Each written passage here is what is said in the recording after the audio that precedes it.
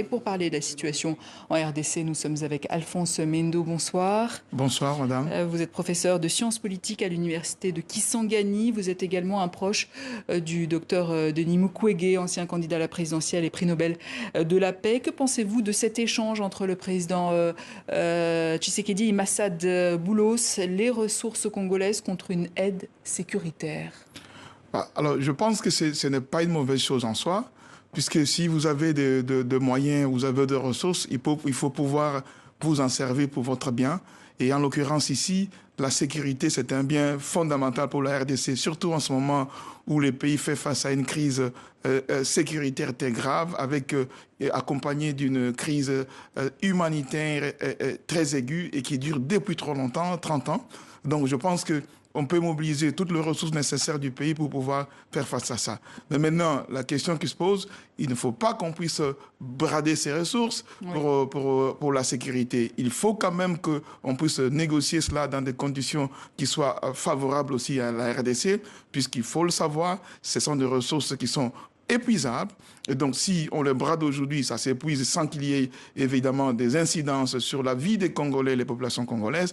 Alors, on va laisser au pays, aux générations futures, une terre exsangue et qui ne pourra même pas être disponible pour l'agriculture parce qu'il faudra des milliards qu'on n'a pas pour pouvoir dépolluer et les rendre arables. Donc, c'est une bonne idée, mais il faut vraiment négocier que ça puisse être gagnant-gagnant pour la sécurité contre l'accès aux ressources. En attendant, vous qui habitez Kisangani, est-ce que vous craignez que le M23 prenne prochainement cette grande ville? On sait que ces dernières décennies, certaines rébellions avaient pris Kisangani. Oui, la crainte, elle est là, elle est bien réelle, puisque les M23, disons, l'AFC M23 n'a pas caché ses intentions. En tout cas, le mouvement a multiplié des signaux et des communiqués pour dire qu'il avait Kisangani comme cible après la chute de Goma et de Bukavu. Et donc, on a vu aussi que les M23 a pris possession d'un axe routier majeur, la RN3, au niveau de Walikale Centre, donc qui ouvrait directement la voie sur Kisangani. Il n'y avait plus qu'une seule agglomération entre Kisangani et Walikale Centre, c'est Lubutu. Et on a vu aussi qu'il y a beaucoup de déplacés, y compris aussi de forces du gouvernement qui sont arrivées à Kisangani, ce qui a accru, si vous voulez, la pression sur la population. On se retrouve avec plus de 600 000 déplacés qui sont à Kisangani, 600 000 personnes, et qui s'ajoutent aux 1 500 000 personnes. Et donc, si jamais les M23 s'hasardaient à attaquer Kisangani, ce serait une catastrophe humanitaire majeure pour la ville de Kisangani. Selon vous, le but du M23, c'est de contrôler les régions de l'Est riches en minerais, on l'a vu, ou d'aller sur Kinshasa et renverser le pouvoir? Alors, donc, si vous voulez, il y a deux objectifs dans ces mouvements. Vous avez les M23 en tant que M23 qui dit que pour lui, c'est juste sécuriser les populations du Nord et du Sud Kivu, en particulier les populations rwandophones. C'est aussi le discours que porte le Rwanda. Et vous avez aussi l'AFC qui est incarné par l'ancien président de la CENI.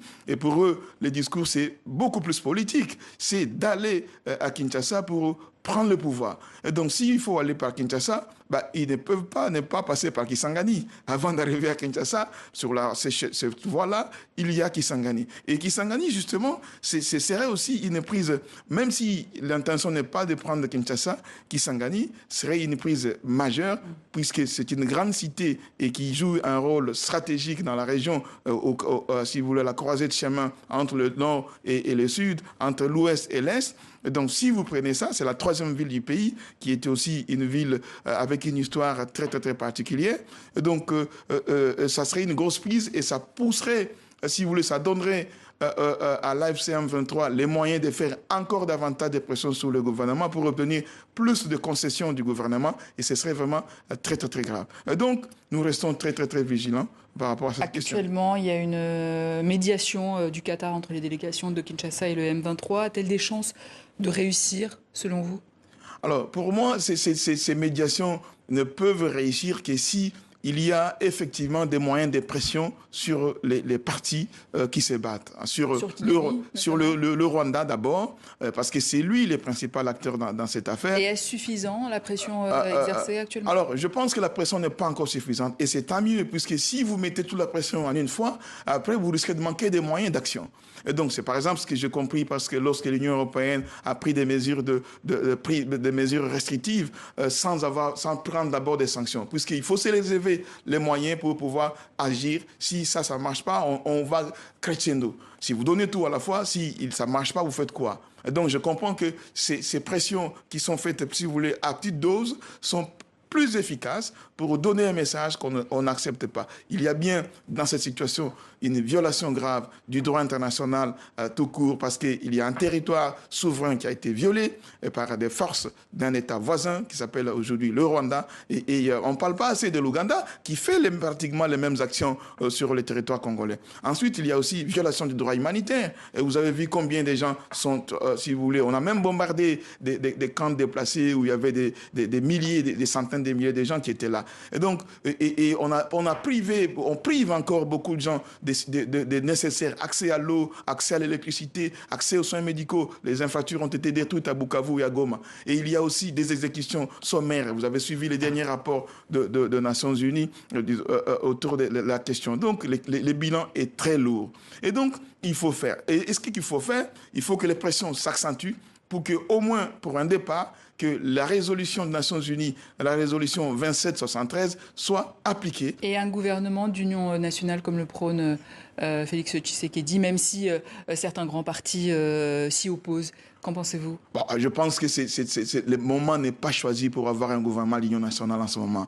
Qu'est-ce que voudrait dire un gouvernement d'union nationale lorsque vous avez une bonne partie du territoire national qui est occupée? Et union nationale, ça signifie qu'il faudrait qu'on ait toutes les forces. Or, en l'occurrence, je ne vois pas les M23, l'AFC et les autres groupes qui occupent des territoires entiers participer à ce gouvernement. Et c'est ce qu'on voit d'ailleurs de la part des autres partis qui sont là et qui refusent, l'opposition refuse d'y accéder.